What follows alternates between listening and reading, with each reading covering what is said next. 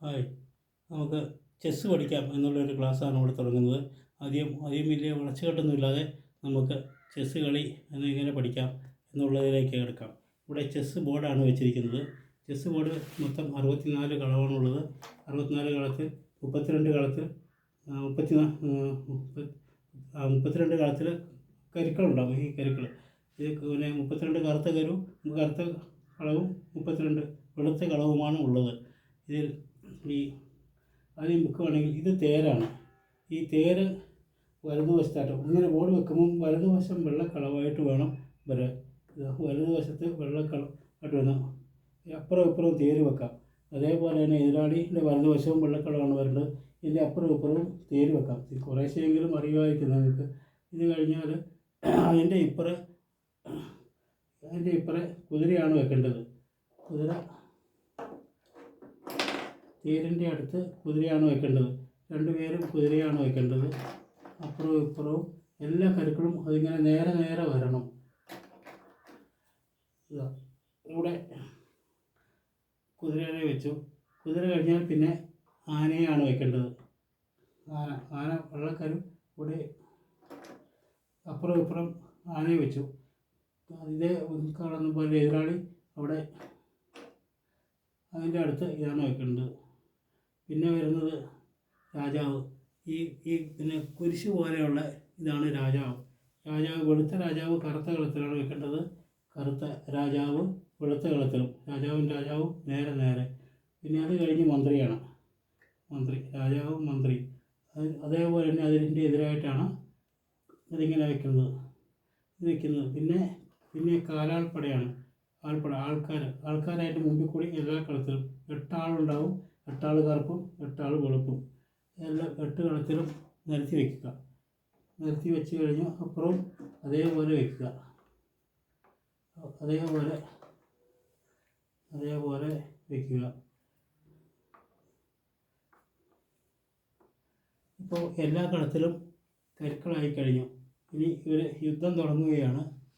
ഇപ്പോൾ ഇതിൻ്റെ കരുക്കളുടെ നിയമങ്ങളൊക്കെ ഉണ്ട്. എല്ലാം മറന്നു. തേര്, കുതിര, ആന, മന്ത്രി, രാജാവ്. ആന, കുതിര, തേര്. പിന്നെ കാലാൾപ്പട. ആളുടെ നീക്കം ഫസ്റ്റ് 1 കളവോ അല്ലെങ്കിൽ 2 കളവോ ഇവിടുന്ന് ഇവിടെ വേണമെങ്കിലും വെക്കാം. ഇത്രേ പോകാൻ പറ്റുള്ളൂ. ആൾക്ക് മുമ്പോട്ട് അത്രേ പോകാൻ പറ്റുള്ളൂ.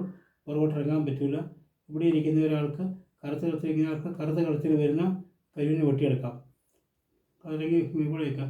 വെളുത്ത കളത്തിൽ വെക്കുന്നതെങ്കിൽ വെളുത്ത കളത്തിൽ വരുന്ന കരുവിനെ വെട്ടിയെടുക്കാം. ഇങ്ങനെയാണ് ആളുടെ നിയമം. ഇത്രയേ ഉള്ളൂ. ഇങ്ങനെയാണ് ആൾ.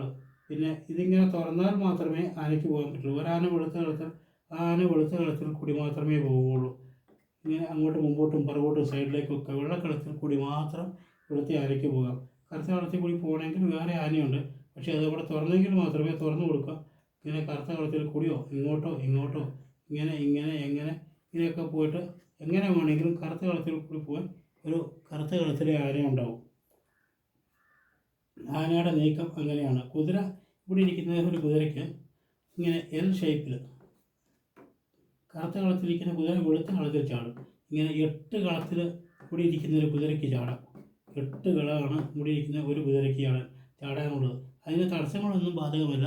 കറക്റ്റ് ഇങ്ങനെ ഇവിടെയൊക്കെ കരുക്കളൊക്കെ ഉണ്ടെങ്കിൽ ഈ കളത്തിലായി ചാടേണ്ടതെങ്കിൽ ഇവിടുന്ന് ചാടാം. ഈ തടസ്സങ്ങൾ ഈ കുതിരയ്ക്ക് ബാധകമല്ല. കുതിര എല്ലാത്തിലും ചാടിക്കിടക്കുന്ന ഒരു ജീവിയാണ്. തേരെങ്ങനെയാണെന്ന് വെച്ചാൽ തേര് നേരെ പോവുള്ളൂ. തടസ്സങ്ങൾ എവിടെയുണ്ടോ അവിടെ നിൽക്കും. ഇവിടെ ഇപ്പോൾ ഒരാൾ നിങ്ങൾ ഇവിടെ ഇരിക്കുന്നത് ഇവിടെ വരെ വരുള്ളൂ. പിന്നെ അങ്ങോട്ടോ ഇങ്ങോട്ടോ ഇങ്ങനെ പ്ലസ് ആകൃതിയിൽ എങ്ങനെ നോക്കിയാലും തുറന്ന വഴിയിൽ കൂടി പ്ലസ് ആകൃതിയിൽ എവിടെ വേണമെങ്കിലും തേരിന് പോകാം. തേരിൻ്റെ നീക്കം അങ്ങനെയാണ്. ഇത് മന്ത്രി എന്താ ചെയ്യുന്നത്? തേര് പോകുന്ന പോലെയും പോകും, ആന പോകുന്ന പോലെയും പോകും. ഇതിലിപ്പോൾ കറുത്ത കളത്തിൽ കൂടിയും വെളുത്ത കളത്തിൽ കൂടിയൊക്കെ ഇവിടെ ഇരിക്കുന്നവർക്ക് മന്ത്രിക്ക് കറുത്ത കളത്തിൽ കൂടി പോകണമെങ്കിൽ അടുത്ത പ്രാവശ്യം കറുത്ത കളത്തിൽ വെക്കണം. അതിനുശേഷം അതിന് കറുത്ത കളത്തിൽ കൂടി പോകാൻ പറ്റുകയുള്ളൂ. ഇതാണ് മന്ത്രിയുടെ നീക്കങ്ങൾ. രാജാവിന് എങ്ങോട്ടും ഓരോ കളമേ പോകാൻ പറ്റുള്ളൂ. ഇങ്ങനെ ഓരോ കളം മാത്രമേ പോകാൻ പറ്റുള്ളൂ. നിങ്ങൾക്ക് ഇത് മനസ്സിലായോന്ന് അറിയില്ല. എന്നാലും ഇത് ഒരു 2-3 പ്രാവശ്യം ഇത് കേൾക്കണം. ഇത് കേട്ട് കഴിഞ്ഞാൽ ഇത് പഠിക്കും. ഇതിന്നിപ്പോൾ 5 മിനിറ്റിൽ കൂടുതൽ നിങ്ങൾ കേട്ടിട്ടുണ്ട്. ഇനി ഒരു ചെസ്സിൻ്റെ ഒരു ബോർഡ് നിങ്ങൾ നിർബന്ധമായിട്ടും ആഗ്രഹിക്കണം. എന്ന് വെച്ചാൽ ഈ ചെസ്സിങ്ങനെ നീക്കങ്ങൾ ഇത് കണ്ട് 2-3 പ്രാവശ്യം 4 പ്രാവശ്യം നിങ്ങൾക്ക് മനസ്സിലാകുന്നവരെ ഇത് കണ്ടു നോക്കുക. അടുത്ത പ്രാവശ്യം ഇതിൻ്റെ കരുക്കളുടെ മൊത്തം നീക്കം ഒരു ചെറിയ കളി പോലെ കളിച്ച് കാണിച്ചിട്ട് നീക്കങ്ങളാണ് പറഞ്ഞ് മനസ്സിലാക്കി തരുന്നത്, പഠിപ്പിക്കുന്നത്. ഇതിപ്പോൾ ഒരു 5 മിനിറ്റ് കൊണ്ട് ഇത്രയും കാര്യങ്ങളാണ് നിങ്ങൾക്ക് പറഞ്ഞു തന്നിരിക്കുന്നത്. ഇത് നിങ്ങൾ മനസ്സിലാക്കണം. ഇത് വീണ്ടും വീണ്ടും അറിയടിച്ചിട്ട് നിങ്ങൾ കണ്ട ഒരു ബോർഡും വെച്ച് ഇതിൻ്റെ നീക്കങ്ങൾ ആദ്യം മനസ്സിലാക്കുക. അതിന് ശേഷം അടുത്ത ക്ലാസ്സിൽ നമുക്ക് വേറെ ഈ കളി തുടങ്ങാം.